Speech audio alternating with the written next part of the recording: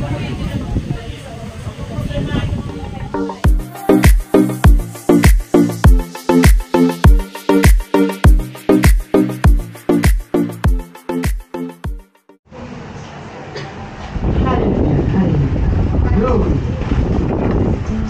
your name, Jesus. Hallelujah.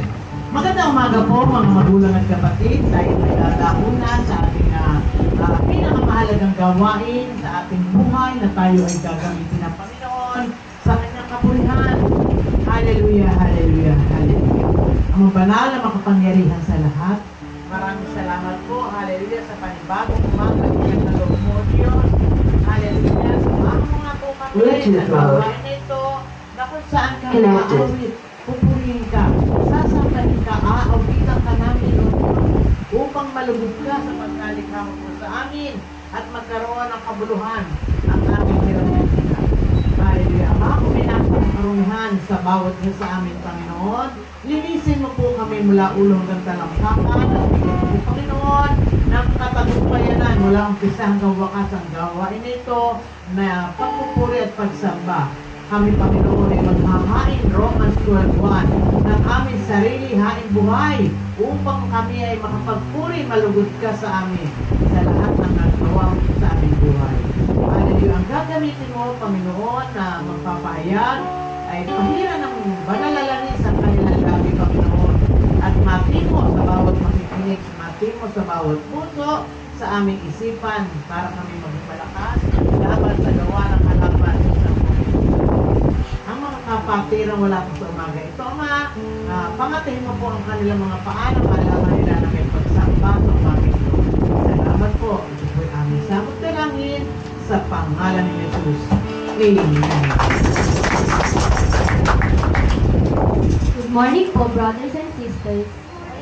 Magsamantala po muna natin iwan ang ating mga problema at sulilin sa ating tahanan.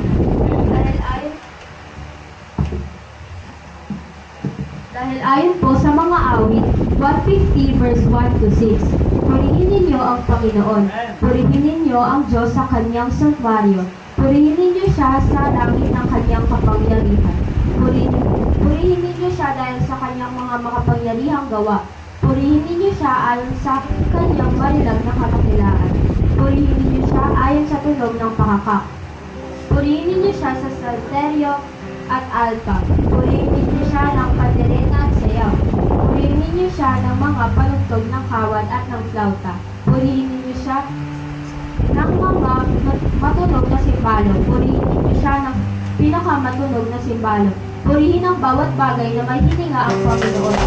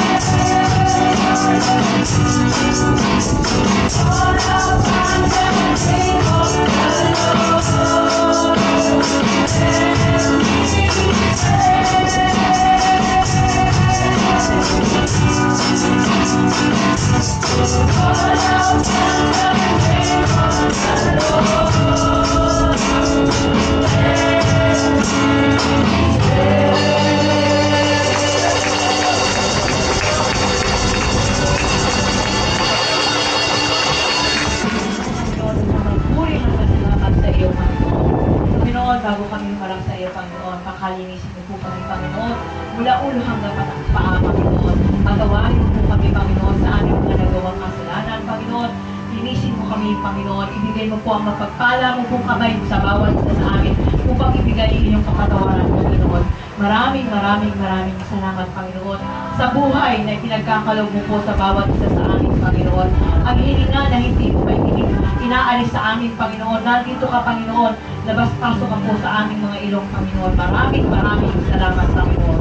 Panginoon, itinataas namin sa iyo, Panginoon, ang gawain namin ikaw mula umpisa hanggang wakas, Panginoon. Ikaw po ang mamuna sa mga magpapahayag, Panginoon. Binubuhusan mo po sila ng iyong banal na dugo. Bigyan mo po ng iyong punasan mo po ng banal na langis ang kanilang mga sila, Panginoon. Upang ikaw ang itaas, wala ng iba, Panginoon. Kami po ay titingin sa iyo, Panginoon, hindi siya nagpapahayag, Panginoon. Panginoon, basbasan mo po kami, Panginoon. Ingatan mo po kami palagi, Panginoon. Maraming salamat po sa lugar na pinagdadausan namin, Panginoon, ng Remnant of Fellowship, Panginoon. Kayo po ang mamuna. Maraming salamat po at patuloy pong iniingatan ang lugar na ito, Panginoon. Alam namin, Panginoon, bibigyan mo po kami ng isang tamang lugar upang doon kami magpuri at malaya kaming makapagpanalangin sa iyo, Panginoon. Maraming salamat po, Panginoon. Tinataas po namin, Panginoon, sa iyo ang mga pastor namin, Panginoon. Manguna ka po sa kanilang mga buhay, Panginoon. Kayo po ang mag-iingat, maggagabay namin sa kanila, Panginoon. Ganun din po ang aming ina ng aming Remnant of Fellowship, Panginoon. Ang ating baby, patuloy mo siyang iingatan, palalakasin ang katawan, Panginoon, upang lalo pa siyang magamit sa hiling, Panginoon. Panginoon, maraming salamat sa mga taong narito, ang member ng Remnant of Fellowship, Panginoon. Kayo po ang manguna, Panginoon. Bubuhusan mo po kami ng banal na dugo, Panginoon. Ingatan mo po, Panginoon, kami. Kayo po ang manguna sa bawat buhay namin, Panginoon. Ikaw lang po, Panginoon, ang hawak sa mga plano namin, Panginoon. Kayo po ang manguna, Panginoon. Maraming salamat sa pag-iingat mo po, Panginoon. Ikaw lang po talaga ang aming mamahalin. Ikaw lang po ang aming itataas. Ikaw ang hari ng mga hari, Panginoon. Maraming salamat po, Panginoon. Walang hanggang pasasalamat, Panginoon, sa lahat ng elder members, Panginoon, mga matatanda na nandito, Panginoon, mga lola, Panginoon, patuloy mo silang pinalalakas, Panginoon. Maraming salamat sa buhay ni Kuya Palaboy, Panginoon, narito siya, Panginoon. Talaga po nakikita po namin na kayo po ay kanyang pinaniniwalaan, Panginoon. Nangunguna ka po sa buhay niya, Panginoon. Maraming salamat po, Panginoon. Sa lahat, Panginoon, sa aming mga anak, Panginoon. Kayo po ang mangunguna, Panginoon, sa bawat isa, Panginoon. Maraming salamat po talaga, Panginoon. Walang hanggang pasasalamat ang ibinabalik namin sa iyo, Panginoon, sa pinakamataas mong pangalan. Hallelujah, O Lord Jesus. In Jesus Christ, amen. Salamat sa Panginoon. Ay, para si Lali lang. Nakina ko kasi dito. Nakina ko si Lali. Ayan, welcome back, Lali. Ayan, pagpatuloy lang tayo sa pagsaserve sa Panginoon. Ayan, para patuloy na tayo palakasin, malampasan lahat ng mga pagsubok natin sa buhay. Yan po ba? So, mauna na po ako sa pagpasalamat sa Panginoon. Nagpapasalamat ako sa Panginoon, sa kalakasan, sa God protection na binibigay niya araw-araw, sa guidance na binibigay niya sa mga anak ko. Talagang yung problema talagang nandiyan yung palagay. Kasi yung paggawa na yung gawa ng kalaban talaga nasa tabi-tabi lang. Lalo na dun sa mga hindi talaga totoo sa Panginoon, hindi po ba? Talagang yung sila mga nagsisimba daw, binibingo, ganyan. Pero wala sa puso nila, wala sa gawa, walang nakita sa bunga ng pamumuhay nila. Kaya yung kasamaan binibigay nila sa kapwa nila. Pero sabi ko nga, ipagdasal na lang na gawayan siya ng Panginoon, na bigyan siya ng wisdom at ng kabutihan ng loob para maging maayos ang buhay. Hindi po ba? Yun lang naman talaga magagawa natin kasi ang ibang tao, hindi naman natin yan mababago. Pero ang Panginoon ang magbabago sa kanila. Hindi po ba? Kaya patuloy lang po tayo mag-serve sa Panginoon yan. Manalig tayo, sabahin natin siya sa spirit at katotohanan. Yun lang po ang gusto ni Lord yan. At magpagamit tayo sa gawain. Ayan, sabi nga ni Pastora, pagpapalis, pag-ayos ng upuan, saka yan, yung pag-exhort, diba? Pagpapagamit yan sa Panginoon. Pagbibigay din, di ba?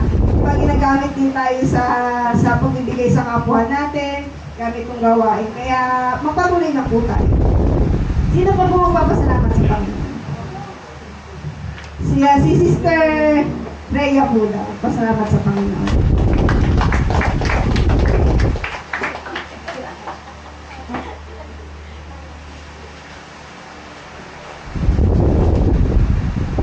Good morning po. Papasalamat ko lang po yung isang linggong kalakasan sa pamilya. May masama pa kayo pero okay naman po siya. Si Shem at saka si Ading Isa, birthday, patuloy na palakasin pa sila hanggang sa... Oo, yun po. At tapos, yung kagabi po, papasalamat lang ako kasi nabuhay na naman yung ano nila mama at saka ni Papa. Medyo, kasi nung si Papa medyo mahina yung ano niya yung pananalig niya sa totoo lang.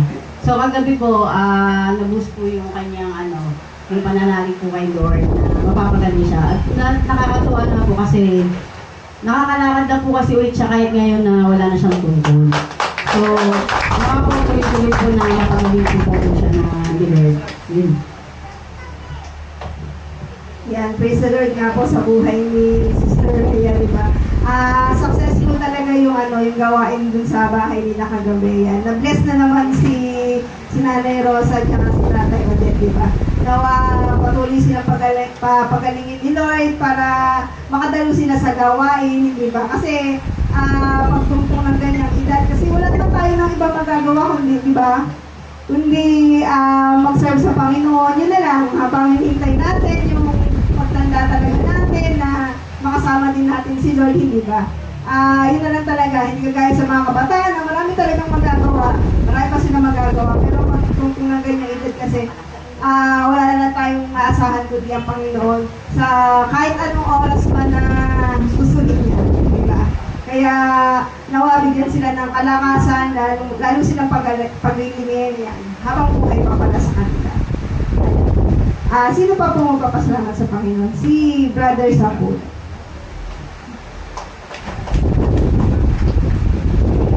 Good morning, brothers and sisters. Papasalamat ako kay God sa pinabilig yung pansalamat sa guidance, God's protection. Yung last week kasi, nag-test sila. Okay naman yung mga school na. Nag-jumping yung grade 8 dun sa parang Zumba sa overall na high school. Bali may paruto ako sa yung last week.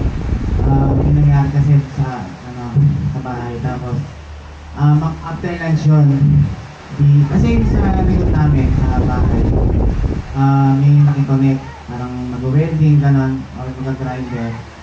Tapos, sabi nung panganay, si Gil, parang may nag-i-spark, gano'n. Tapos dali akong bakit. Pinaka ako agad yung circuit breaker. Tapos, nung pagtingin ko, sinabi ko dun sa nakikiconnect, sabi ko, parang may nag-spark daw.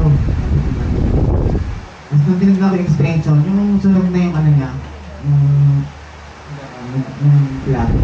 Sabi ko, buti pala kapag time na yun, di ba, wala tang pasok nun kinancel yung pasok. Sabi ko, buti nandito yung anak ko. Paano pala kung yung nagsabi na, cancel din yung government nun Sabi ko, paano pala kung sakaling wala anak ko, wala na ako. Hindi lang na, yung saksakan niya parang itim na bagal lang. Kaya sabi ko, Lord, thank you talaga, sabi ko, kasi hindi na pwede pa yung God's protection nga.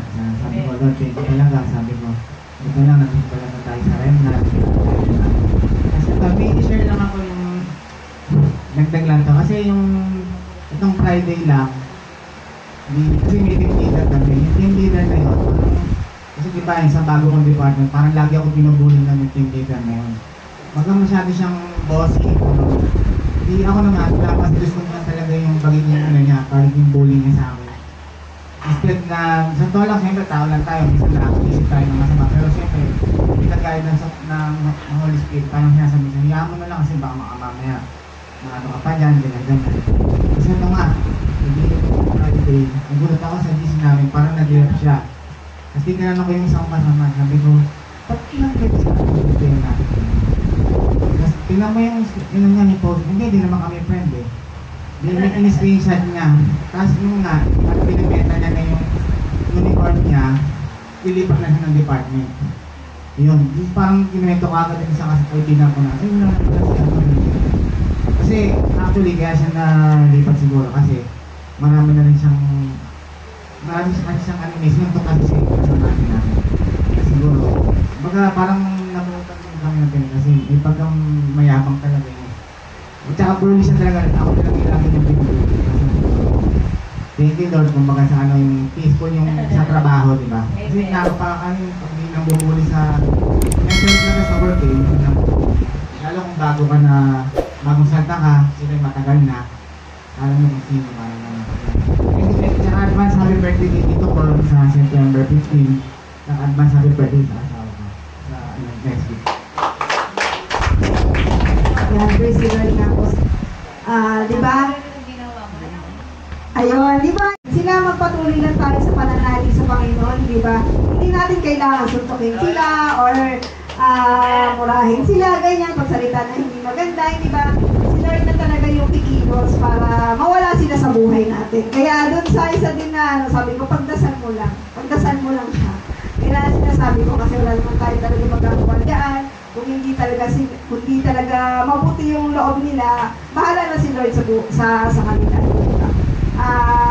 Ayun, tsaka patuloy na tayo mag-serve sa Panginoon na yan, magpagamit tayo sa Panginoon, tsaka ipagpipigay yan, maraming salamat, at magpatuloy na tayo. Tsaka nawa, yung anak mo, asawa mo, maakay mo din, di ba? In God's will. Yan. Sino pa mo magpapasalamat? Ano?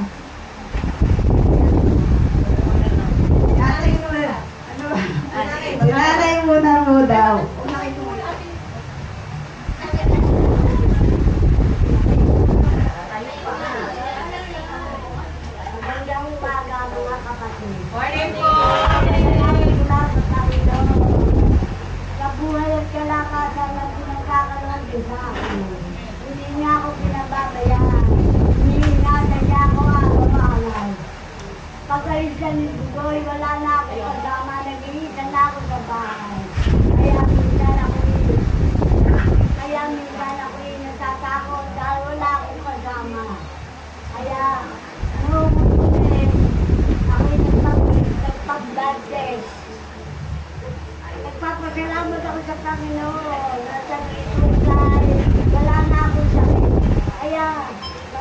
nagpapasalamat sa Diyos.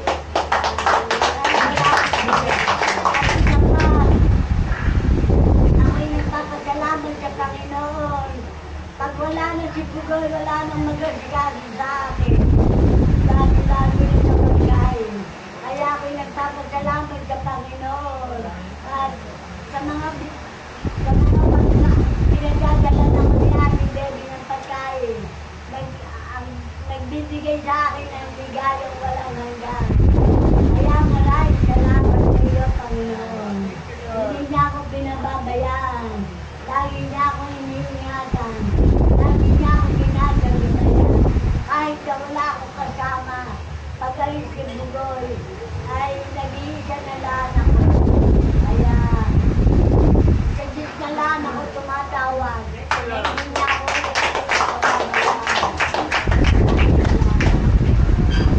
Yan, di ba? Uwi nga po Panginoon sa buhay ni Nanay Stella. Talagang, di ba? Talagang hindi talaga siya tumitigil, di ba? Na magpunta dito para purihin ang Panginoon, para pasalamatan ng Panginoon, di ba? Yun yung sinasabi, di ba? Pag ganyang edad na talaga, wala na tayo talagang ibang makakapitan, hindi yung mga anak natin, hindi yung mga kamag-anak natin, kundi si Lord na talaga. Si Lord talaga ang mangunguna sa buhay natin, na mag-provide para sa atin, di ba? Kaya maraming salamat sa kalakasan na patuloy pang binibigay kay Nanay Stella, di ba? Yan, buhay na patotoo nga si Nanay Stella na sa ganyang edad, na patuloy pa rin siyang nananalig na nananampalataya sa Panginoon. Ayan. Kaya lagi natin isasama sa ating mga panalangin sa Nanay Stella na bigyan siya ng libo-libong anghel na mga aliw, hindi po ba? Ayan. Sino pa mo magpapasalamat? Si Nanay, si Ate Lee, si Steve.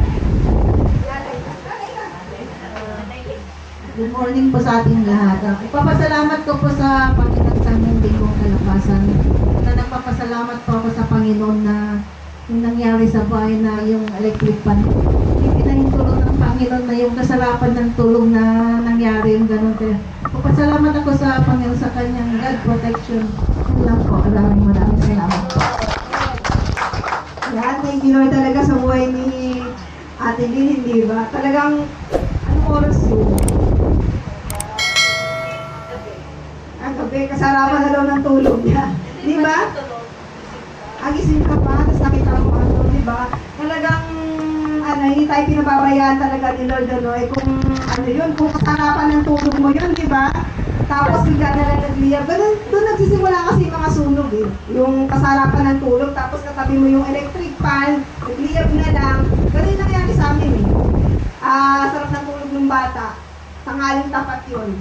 Diba? Tanghaling tapat, sarap ng tulog ng bata, mag-isa lusog siya sa kwarto. Lumiyab yung electric fan. Tapos ayun, lumaki na yung nasunog na yung bahay nila. Hindi alam nung iba, nanalo yung bata. Nalaman na lang nung tapos na yung apoy, nakita na lang yung bangkay niya doon.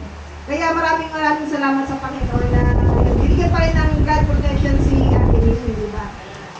Kaya magpatuloy lang tayo sa Panginoon na yan. Si Brother Lawrence po daw ang susunod na magpapasalamat. Good morning po. Papasalamat lang ako sa Panginoon sa isang linggo kalakasan sa God protection niyo po. At papasalamat ako sa Panginoon na malapit na po matapos ako JP sa sa Wednesday. Tsaka inaantay ko na lang po, papasalamat din ako sa Panginoon sa opportunity na binigay niya sa akin na inaantay ko na lang po na tawagan ako ng munisipyo na makapagsimula sa GIP, trabaho na po yun. Ginawa po talaga nila ako din lang po. Nahal nga po Panginoon sa buhay ng mga FK lang, di ba? Pero syempre, saan ba nagsimula yan? Kundi kay Brother Florencio. Kaya maraming salamat sa buhay ni Brother Florencio na talaga nagpatuloy siya, naakay niya yung pamilya niya na ngayon, di ba? Kung na si Abby, nakapagtapos si Abby. Kasi ngayon naman si Lawrence, di ba? Malay, susunod. Si Abby Joyman, di ba? Kaya, thank you kay Lord. Magpatuloy lang talaga tayo. Yan, hindi siya pinabayaan ni Lord. Binigyan siya ng mapag-OGP-han ngayon. Kukunin daw siya. Kaya, napakabuti talaga ng Panginoon sa buhay natin, sa buhay ng mga anak ng Panginoon nandito sa Remnant. Kaya, lagi tayo magpatuloy. Huwag tayo manghinawa sa Panginoon.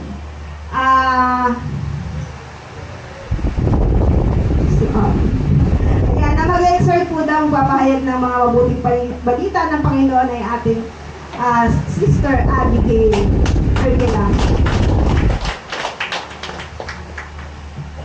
Morning po.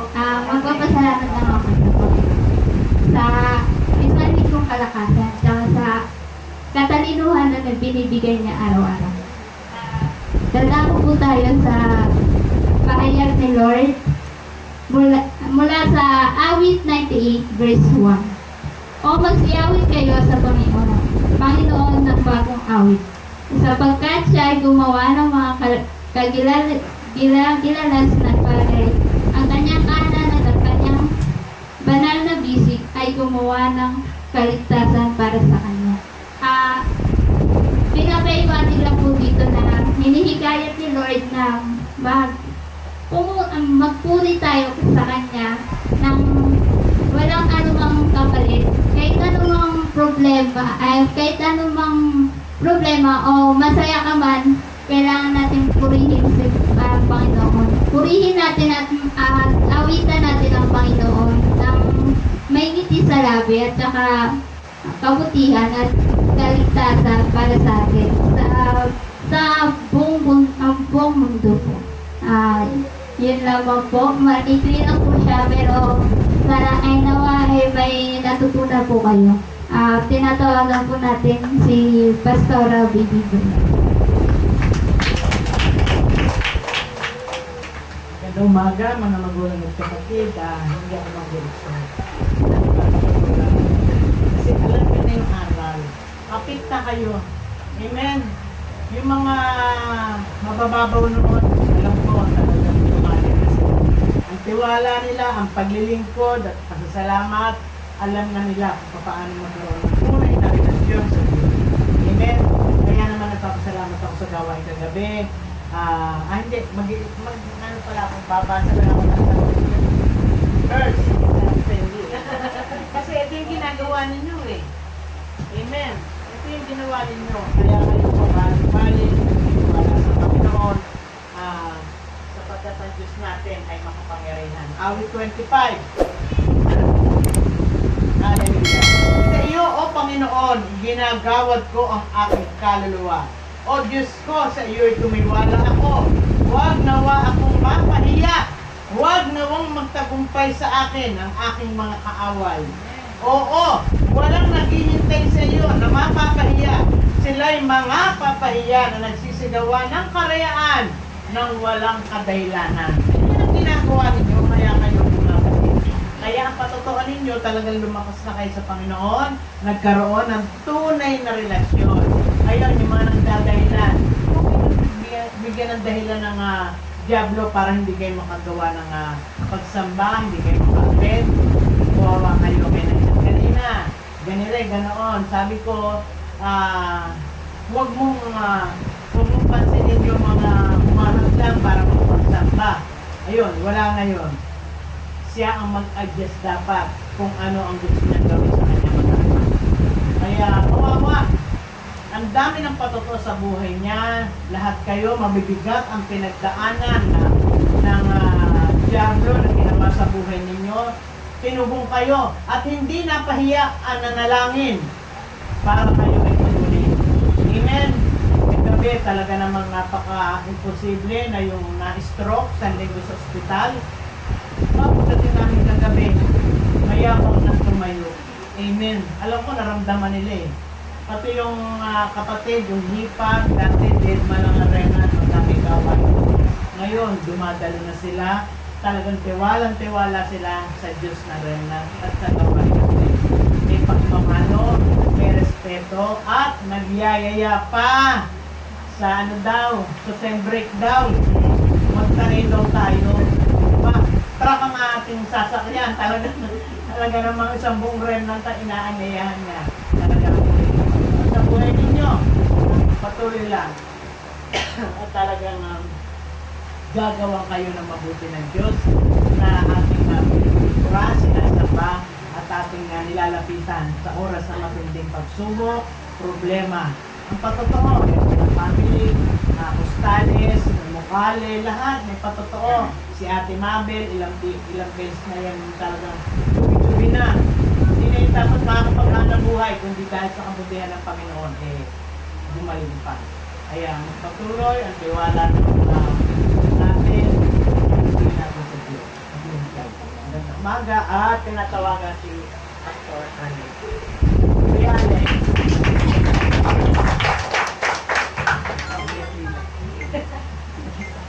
Good morning po. Morning.